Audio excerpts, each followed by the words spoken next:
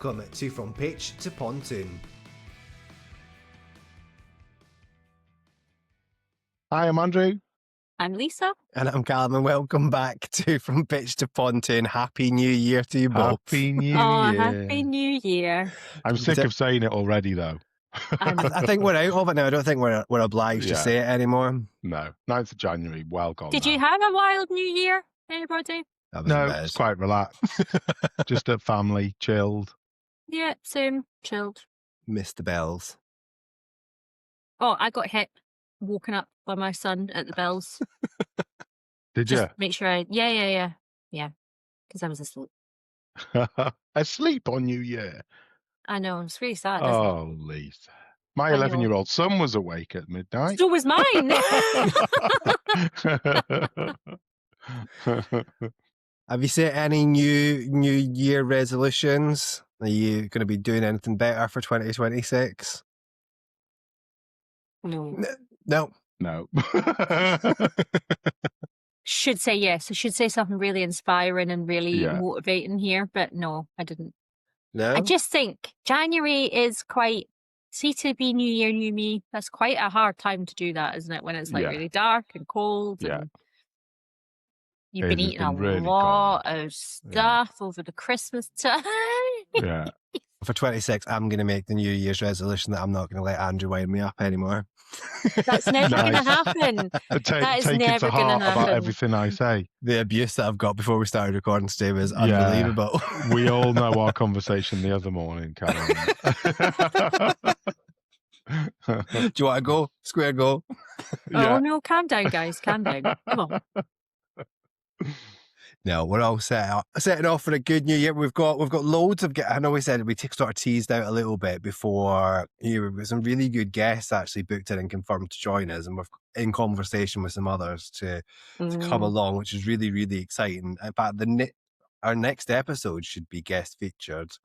I'm not going to say who they are because I'm always scared until I've got the recording in the bag that something will change and it'll be 3 months down the line. But some really, really exciting people coming to join us this year. Really different people as well from all over. Yeah, it's really exciting. All over different sides. So if you are interested and want to come and chat to us, please just send us an email, drop us a message, and join From Pitch to Pontoon.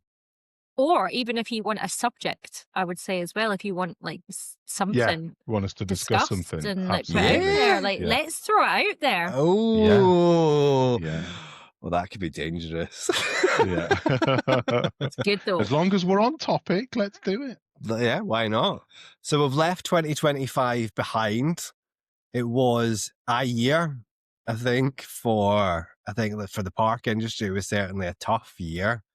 Trading conditions, I don't think really improved much of where I think we spoke about it briefly in the summer, and we were sort of looking at the struggles that everyone was going through, and that seems to have gone. It seems to be a bit chalk and cheese actually, because in some conversations you're speaking to operators and they're going, we've had a great year for everything all around. And then you speak to others and they're going, we've done half of what we did the previous year.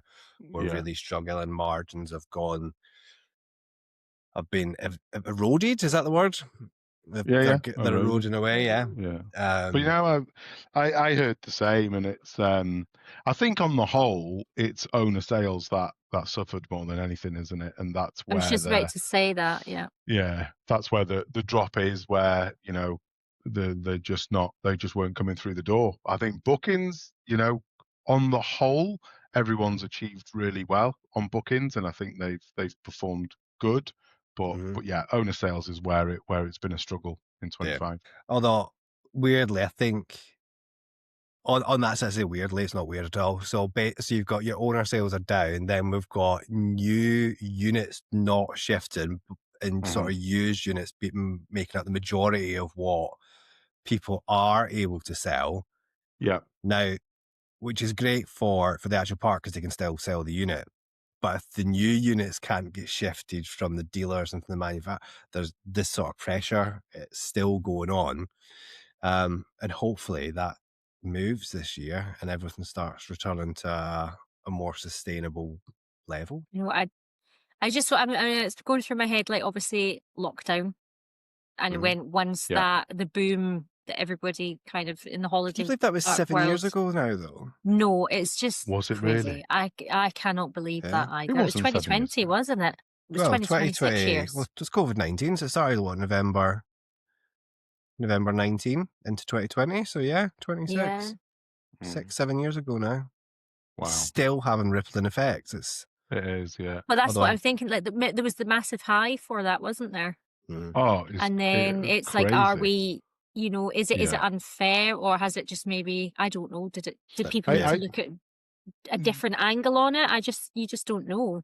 I No, think we'll you don't. still be reflecting on this time in a couple of years, actually, on that, Yeah. and thinking, what actually did it do? So Yeah, everything I ties think back to you're the right. financial crash, isn't it? And then everyone's going, right, okay, well, everything's still tied back to COVID. So everyone still goes, oh, the financial crash Yeah. has had this impact, and we're still COVID. Mhm. 6 years down the line. Yeah. Terrifying. Mental. Scary stuff. It is, but 2026 does look positive and bright, Yeah. and the conversations we're having already are really positive. I think people have come back and got some great gusto behind them, and I think 2026 is going to be a good year. I've got a good feeling about it. I think it's as well, maybe, they say it in life, don't they? It's that cliche, you have to have the bad times to see how the good times are so good. All right, But Granny. it forces people to maybe think a little bit more, and like, how can we, what do we need to do? We do need to look inside. How can we make a change? What can we offer? What have we Yeah. got, like, in-house already, even, that we're maybe not getting out there, or what are we not adopting that can make our lives easier? There's lots of things that you need to maybe think about and look inside, and I think people are doing that, and that's why I think you've definitely seen it a lot. Maybe social media, people are kind of changing the way they are communicating out there, like the trends on how people market to their customers. You do see a change. Like, I don't know, Calum, obviously you're the marketing man. Do you see a change in how people are, or Yeah, you no, I can see think that people are actively trying to make that change? I think marketing in general is becoming less serious. I think particularly on the B2C side. So Yeah. I would love to see more of it in B2B. I think there's some great examples of them, like TLDB do some really, we share that stuff internally, where they're taking the mick out of how tech businesses run. And it's really funny, but Yeah. B2C certainly is wild. There is nothing off the table. And I think apps like I was going to say like an old man now. Apps like TikTok have really helped push that, and you see brands really going off kilter, being a little bit more aggressive with each other. You've got that, that Aldi and Lidl stuff where they're just constantly fighting with each other. With Marks and Spencers, they're scrapping with constantly. It's hilarious.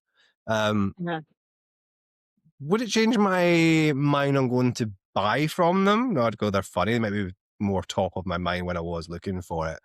But yeah, no, marketing is certainly becoming maybe slightly unhinged in places. But also the rise of, like, the influencer as well. I know we have the funny things, but the influencer, like, arriving at a particular cafe that I know to take that one photo on Instagram that goes absolutely wild, and that people are paid to do that now. By the way, guys, you can just email my inbox if you ever want me to come and stay and do that. I'm happy. No, Yeah, but listen, like, that's a different way. Yeah, my brother went your viral brother. over Christmas and New Year. He looks a little bit like Noah Schnapp, and he posted a video on TikTok whilst obviously Stranger Things was coming out, and that video has been seen by 4.1 million people last time I checked this morning. Yeah, just from like chilling in his room because he looks like someone. And off the back of that, they were like, "Oh, do you want to like sell the annual? Do you want to sell T-shirts?" So he straight away, just from that, anyone can market now. In a way, market themselves. It's more becoming personal branding is certainly becoming more of a focus, I think, than it ever has before. And you can see that in the putting that into the algorithms, hands, isn't it? The people that it maybe is. would never have had that opportunity before, or would never have even thought about reaching out, even just reaching out and, "Hi guys, like, this is me on the cat." Like, You see it all the time now. People that you would have never expected to do that. Influencers in the wild. They feel empowered. Yep. Yeah. And why shouldn't you? If you can get a little bit of slice of the cake, I say absolutely go for it. And I think that's where I know we're going back to TikTok and stuff, but the algorithms are focusing more on UGC content anyway. So like business accounts generally do not perform as well as your own account. So like if you were posting something, we know straight away it's going to do much better than something that's coming from a brand account. It's just the odds are stacked against us. And I think potentially to force businesses to pay for reach, to pay for more exposure. It's all commercial at the end of the day, isn't it? Yeah. And that's certainly been a move that's been made. And I like it. Well, obviously we've got a TikTok account. We follow a load of like caravan sales, yacht brokers and all that. And seeing the way that they market them is getting much certainly much different from when I was in that space, and it'd be, here's the kitchen. They're like, and it would just be a static picture of a kitchen. It's awful. And they're showing these guys actually living in these things and like, getting them to set into that lifestyle. But doesn't that blend into what we've done here though? Is 3 years ago, webinar structured. It was literally, hi, my name's Andrew. I'm going to show you this today. And now we're doing this because we want people to see the real side of us on the real side of Elite. And that's exactly what we've done. Times are changing. We're trying to even do that actively within the product itself, though. How can we communicate to our customers in a way that they want to be communicated to? Yeah. You know yourself, like you don't want to sit and listen to a half-an-hour webinar. You're not taking that in. But if you've got a short, snappy 2-minute, like, guys, look what we've got here. How good would it be if you could complete all of your billing tasks in one go? We've got this new feature. Come and have a look at it, because you're given that real life scenario, showing how you're actually, how it could help you, not Lisa, let me put you on the spot, right? Oh, no. Let's get your TikTok moment, right? So we've just been talking about owner sales. Did you see my TikTok, by the way, Andrew? That you made me No, I didn't. No. It's funny. I liked it. I'll have to have a look. So we've just been talking about owner sales potentially not being great, Part X's not being great. I know that you have a solution to that, Lisa. I do. So here's your TikTok moment. Come on, be an influencer. Let's see it. Hey guys. How you doing? My kids are going to see that and go, "Oh, don't you ever do that again." Yeah, what are you doing, mother? So we have our AI. We have the same for bookings and owners. We're currently in the middle of testing our owner AI, but basically the idea behind that is to allow your sales team to build upgrade campaigns, or your bookings team to build upgrade campaigns using AI, and it will identify in the system a list of all your customers that could potentially be marketed to for an upgrade, that you could potentially offer them based on budget or unit type or whatever you need it to do. So what kind of info is that looking at to decide who's the target? It can be looking when they've purchased before, potentially, if they're due for upgrade, when their license agreement is up for renewal, or maybe some notes that if there's something coming up that they'd like to be considered for it. You can kind of control a little bit what it's pointing at and what you're looking at, the rules, and then it will give you that list. If it will match them up with your stock within the system. And then what will happen is it can tailors off a nice email that is all tailored towards your customer. So it's, dear Mr. Blackie, I have this gorgeous hot tub unit. It's great because, and you give it like the attributes using AI, you give it why they should be doing that upgrade, what they should be thinking about and why they should. And then you can send it out to potentially hundreds of people in one go. And we know ourselves, Andrew, when part exchange time comes up on part, that's a exercise and a half of trying to find who to potentially do that to. Calum, you worked in the booking office, the same as myself. nobody has the time to sit there No. and go through the white space on the matrix. Well, some people do. Some people, that is actually their job in bigger Yeah. places. That is Well, actually that's their it. full-time job. But that Yeah. shows you it will run through the system and it will go, oh, actually, based on what you've told me for bookings, for example, we've got this path created. So this a gold you will be offered a silver. If that's not available, you'll be offered a platinum, or however your chain goes. Push the button, it identifies everything in the system, and off you go in one go. And Using AI. To me, I think that's where, you know, we need to look at as well, is that like that time saving aspect. Because when I was doing the part exchange events, and we used to do it sort of every February, and the work we used to do before it to prepare for the event or that particular session we were doing, piece of paper per individual customer, what's their license agreement and what's their holiday home worth, and you do this on a piece of paper per one. But like you're saying, you'll be able to do that now, what, in 3 or 4 minutes, runs the campaign, and you can reach your customer base straight away. I think it's brilliant. And then another thing on that as well, like I'm getting all excited. It doesn't, it communicates to people how maybe they want to be communicated to these days. Picking up a telephone, genuine, especially younger people, that's like, why are you phoning me? Like, absolutely. I mean, I'm not a younger person. I don't Me. answer the phone. I don't answer the phone. If I don't know the number, I don't answer. Same. So I won't. Yeah. If you don't leave me a voicemail, I'll not come back to you. I'm sorry. Yeah. But it allows you to send that out either by email or by a push notification using the My Elite app or your CRM journeys. So you've got the choice there as well. You're getting that reach. You're being able to pick up. And then if somebody is maybe sitting, as you do, in front of the TV, you're not really listening, but you're flicking through your phone, that might be something you're seeing that notification and you're going, oh, actually, that's I might have a look at that while I'm sitting watching EastEnders or whatever you're doing that night. So it's just it's that evolving of how to kind of communicate with your customer and how you can actually get there as well quite easily. That's quite a simple, easy task for an end user to complete. It's not, once we get that out there and we'll show guys how easy it is. It is just a few clicks. It's not a difficult process, but the work that's being saved and the time that you may not necessarily have. And the revenue potentially being generated. And the revenue, I forgot the most important part, the money. There's the money. But yeah, the revenue as well, like even from, and that's the big difference between caravan sales, obviously, on lodge sales and a holiday.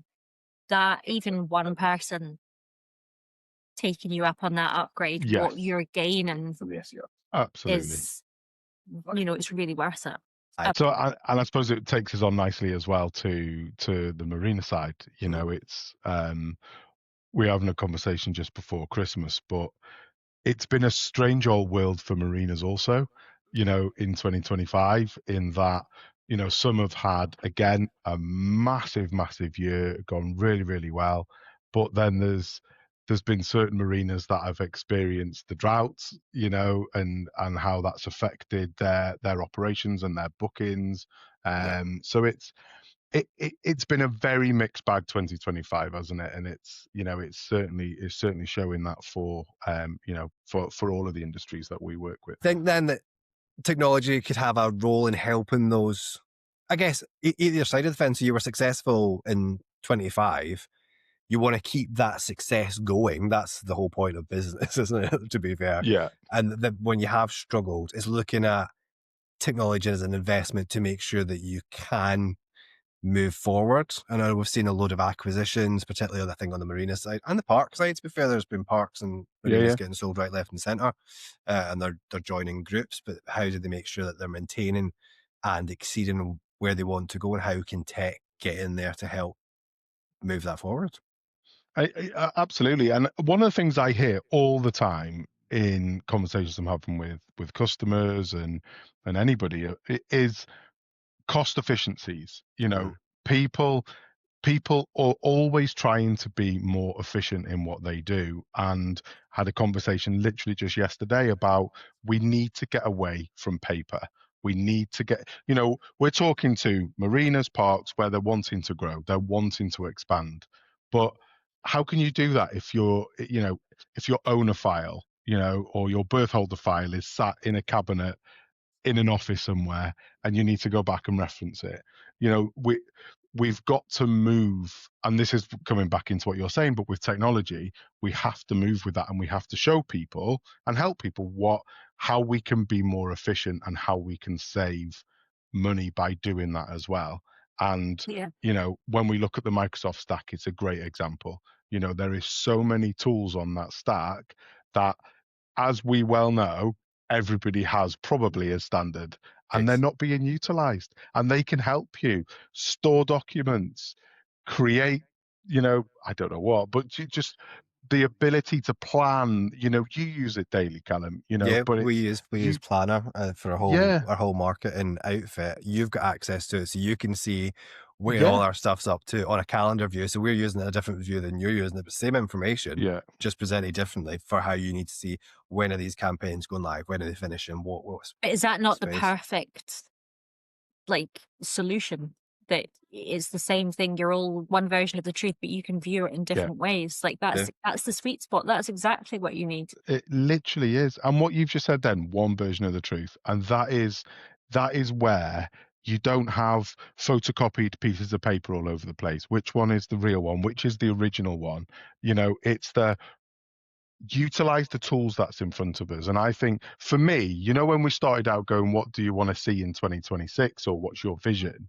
I think that's definitely my vision, is to help as many people as we can utilize the tools they have in front of them and be able to digitize their business. That's what we've got to achieve.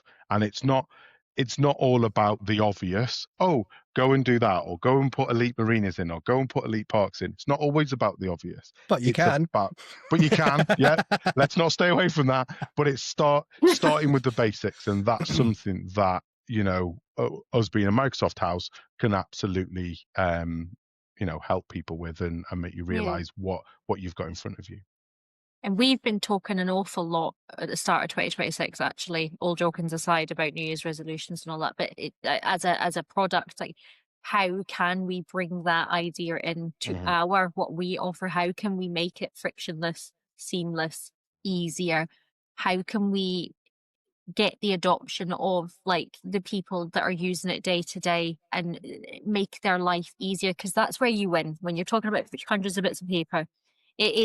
It's the maintenance team or whoever that you tend to have those hundreds of bits of paper on a clipboard, because that's just the way they've worked for 15, 20 years, and that's just the way they are. They have that big bunch of keys. And what you call it, walkie-talkie and their clipboard. That's just, you can visualize someone that I'm talking about right now when I'm saying that to you. 100%. And it's how can you make their life better, and it's bringing those people into the conversation early on. You have to ask those questions. Just talk to them and ask, and don't be afraid. I think as well to have that conversation about what is difficult, what don't you maybe like, what could we do better, because ultimately it shows that you care and you do want to make it easier for them to use, and everybody wins in that situation. So for us, it definitely is, and that's something that I think people can bring into their day to day, is just a little bit of evaluation. How can we get that buy-in from everybody to have a goal of maybe being paperless, for example, just setting that one goal by 2027. We want to have reduced our paper consumption, because you will save time and money, and that for me and be more sustainable if you've got no paper getting used. 100%. Absolutely. I tell you, I won't tell you who, but it was a family member, and they currently take home after work a what they call the little data stick. So they work on an on-premise finance system. So they take home the backup file from it every day to work at home on the laptop, and then have to go back in the following day to upload it. I was like, why don't you use OneDrive and upload it on there? I'm just not sure. I don't trust it. I don't trust OneDrive, but I'll happily carry around financial information in my pocket. I think not. But do you know what it is, though? One, I was able to very quickly go, do this, shown her 5 minutes, and it'll change her life because but it is, I think that Fear. is such a, it is, it's the fear of the unknown. What do you mean save it to the cloud? And What is we now, cloud? what is the cloud? Well, we think it's basic. We think that, well, what do you mean you don't save it to OneDrive? Because that was my initial reaction. It was like, well, what's OneDrive? What does that mean? Where is it going? Who's got hold of it? Who's got access to it? Yeah. And it's those simple things that's what I want to do, is help people with those sort of things. But it and is realize mad though. that My mum dropped Yeah. in yesterday and she was talking about something she was doing at her job, and she was setting up this bookings thing and she was doing this thing, and I was like, why are you doing that manually? Yeah. Like, there's Microsoft bookings. I know you use Microsoft, so why are you using that? Yeah. Yeah. I didn't know about that. I just thought, you're doing that all manually, Yeah. and someone could just be And doing that's it for the nail you. on the head. I didn't know about that. Yeah. That's the key. Mm-hmm. That's and the key. it's do you know as well, we talk about like social media being a great thing. It's also a really bad thing with some people, because I have talking about family members who literally will not use online banking. Really? Because they've seen an article somewhere on like Facebook that says this, this, and this, and you're like, oh no, like you have, like, and it can be bad in a way also, and it is about just kind of breaking a little bit and just being like, no, don't be afraid to use it. Like, I'm not techie, but I can use these things really easily and I don't have to think about it. It's a funny thing. It is. It's technology. There is a fear of it. There's a fear of technology and there's a fear of AI. And I think the big thing on what we can do is that knowledge element, and show people that in the right way, they are an amazing tool. Now, there's a lot of things at the moment about AI and deep fakes and all of that sort of thing that is happening. And again, that's the bad version of it. But if you use it in the right way, then it's an incredible tool to use. I read an article today from one of our customers. It was on LinkedIn, and they were talking about marketing and talking about how to utilize AI and what they're helping them do, and saying at the moment people think it's a bad thing. Oh, I hope that wasn't written with AI.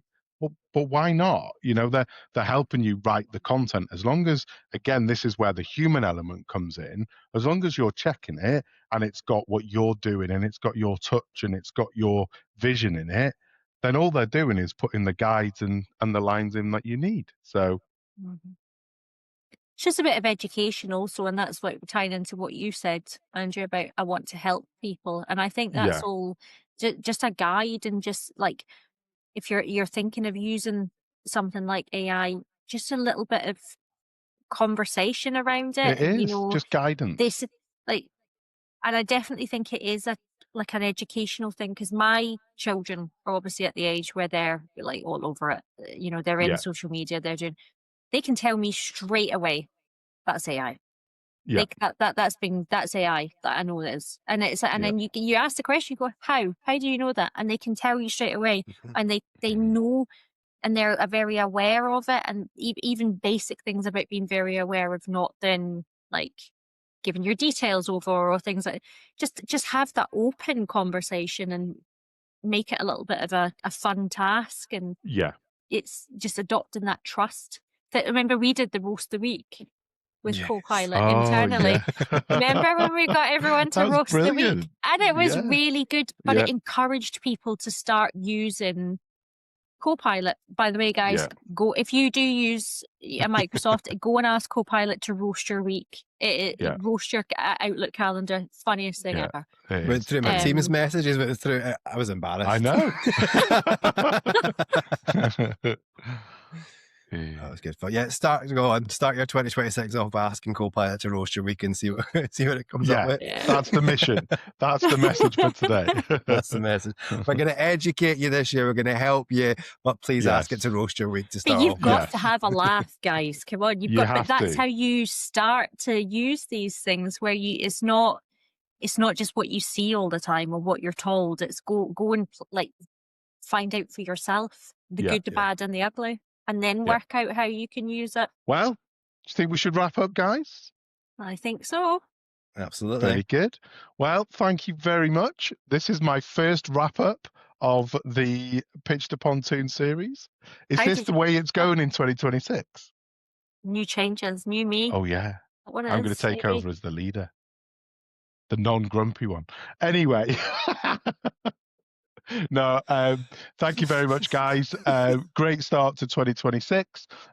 Tune in on all of the channels, listen, and like we said at the start, if you've got any content or you want to be a part of it, please let us know. It would be amazing to have you on, and any subject we will discuss on here. Thank you very much. Even add them in the comments if you're looking at it, if you're on Reels or something, anything that you want us to discuss or you to discuss, add it into the comments. Yeah. See you next time. See you next time. Thank you. Bye.